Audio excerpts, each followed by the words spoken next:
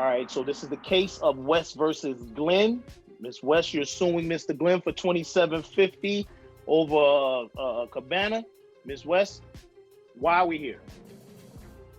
Well, Your Honor, we're here because this gentleman who feel like he owns the whole neighborhood, I do. demolish my property. He came onto my husband and our house. This is our first home that we purchased in the neighborhood. We've been there for a while, and it's the summertime. Everybody been stuck in for COVID and whatnot. So okay, we so want to build hold on. What do you mean he demolished your property? What happened? Meaning that he came onto our property while we were at work and destroyed the whole cabana. The cabana, Your Honor, not no bench, not no swing set. He came onto my property and damaged our cabana. And it wasn't approved through the H.O.A. But you're not the H.O.A. Hold on a second. You're just the president. All right, so Ms. West, why is it that your husband couldn't appear with you today? Because he's taking care of our many companies that we have, so he's in meetings and he does things that he can't be film. He got stuff that makeup can't cover. That's why. Okay. On his face. Miss West, hold on a second. Mr. Glenn, tell me what happened in your version. What happened? Well, Your Honor, the H.O.A. states that anything that's being built outside of the home has to be approved, which hers wasn't, or theirs wasn't. Mrs.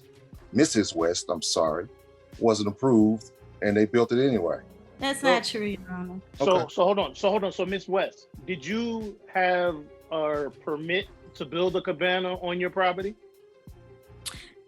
Because these are how the state laws stated, right?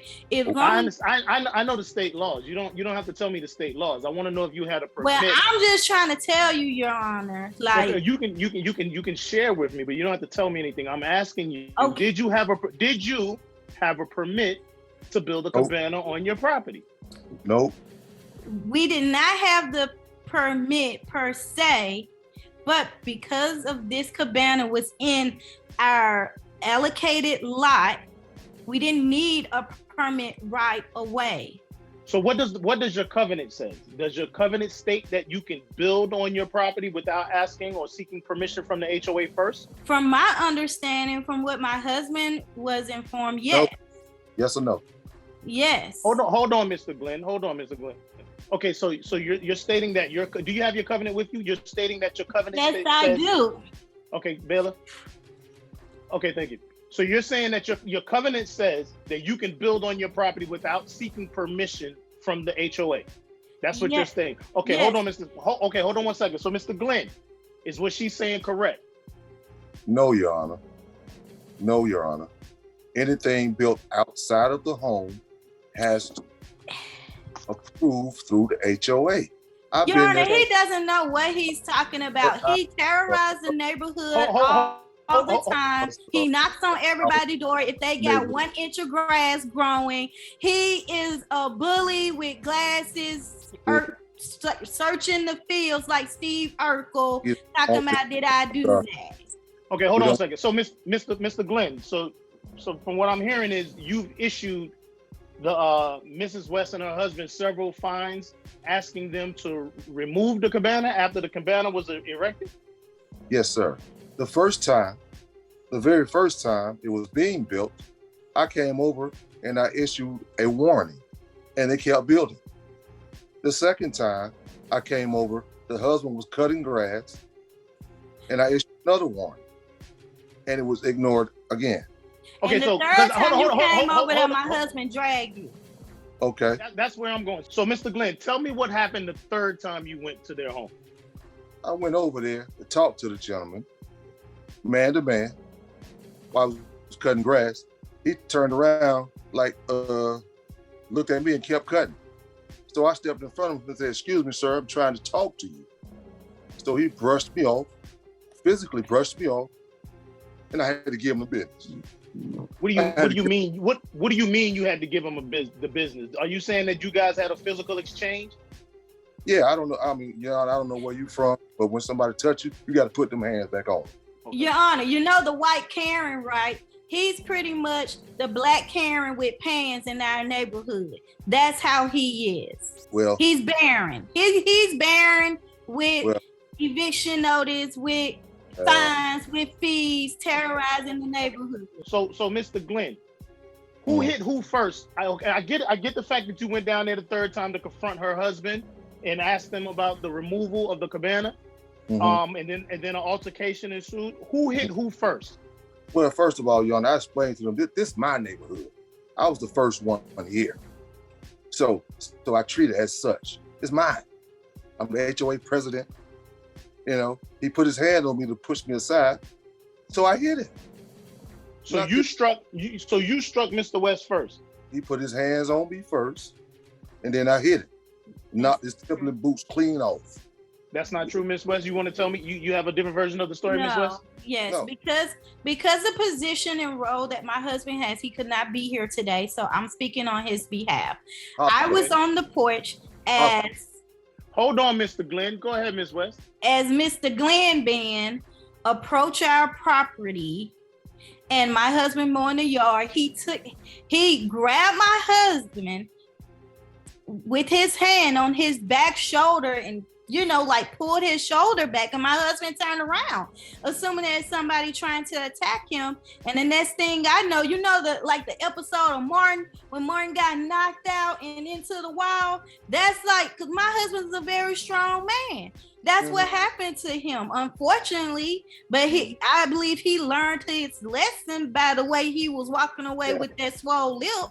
Okay. Hold on a second. So, Mr. Glenn, what makes you think that this is your neighborhood? Because from what I'm gathering, it comes off as if you believe that this is your neighborhood and everyone is renting from you. Well, like I said, Your Honor, I was the first house in the neighborhood and became the HOA. Where's your deed? I think that's your grandmother's house. I don't even. Hold on a second. What makes you feel as if this is your neighborhood to be run the way you want it to run? Because I was the first one in the neighborhood. I picked the color of the houses, the HOA deeds and fines, everything. 5 colors, all you can have. Nothing can be erected outside of the house without approval. That's in there. That's it. That's in the covenant. That's in there. Okay, so let me be clear here, Mr. Glenn. The HOA, which is the Homeowners Association, is not to be run the way you see fit just because you're the president.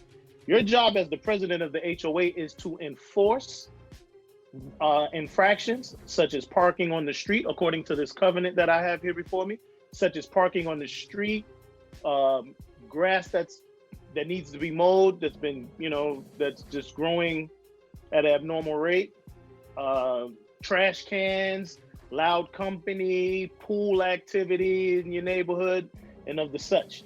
Your job is not to be the enforcer. Like, you're not the judge, jury, and the executioner. You don't get that option. You don't get that that right, shall I say, to enforce your will upon the residents of your neighborhood. Because what I'm gathering here from what Ms. West is saying is you're a tyrant. Just because you was the first homeowner in the neighborhood does not give you the privilege to become a tyrant in the area. You can't make the area uncomfortable for the residents of the neighborhood. So now explain to me, because what I'm trying to understand is how, first of all, why did you go on their property and damage their cabana? Because according to what the complaint says, you rented a Bobcat and you went and bulldozed the cabana in their backyard while they were at work. Tell me about that. Elaborate on that. Yeah, I rented a Bobcat. I had some work that I was doing. So I politely went down there and removed it for them since they didn't want to remove it. You went and removed their cabana? You rented a Bobcat? Yes, sir. For some work that you were doing? Yes, sir. Did you have a permit for it? Yes, sir. So you rented a Bobcat for some work that you were doing in your yard? Yes. I was removing some stumps in my yard. And then you drove the Bobcat down to Miss West's home, and then you went in their backyard and bulldozed their cabana? Oh, they can always rebuild a cabana, but they got to get a permit first. That takes about 30 days. No, you're going to build it. That's what's going to happen. We going to see. All right. So, Mr. Glenn, how long have you been president of the HOA committee? For 9 years, sir.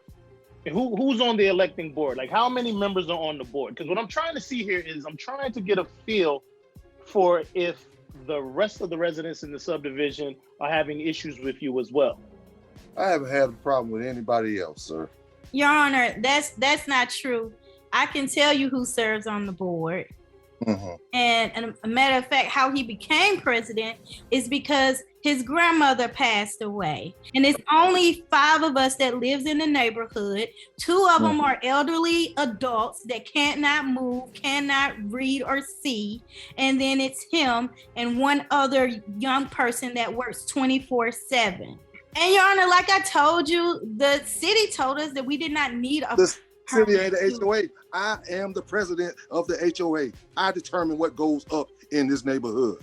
All right, so Mrs. West, according to your covenant, I had a chance to review your covenant in chambers, and according to right here is where it says 6A, you are responsible for receiving a permit before erecting a building or structure on the outside of your premises. Anything you want to do within the insides of confinement of your home is perfectly fine.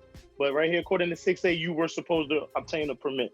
So because of that, I am going to enforce the penalties and the fines that the HOA has bestowed upon you. Now, Mr. Glenn, you were in violation of trespassing.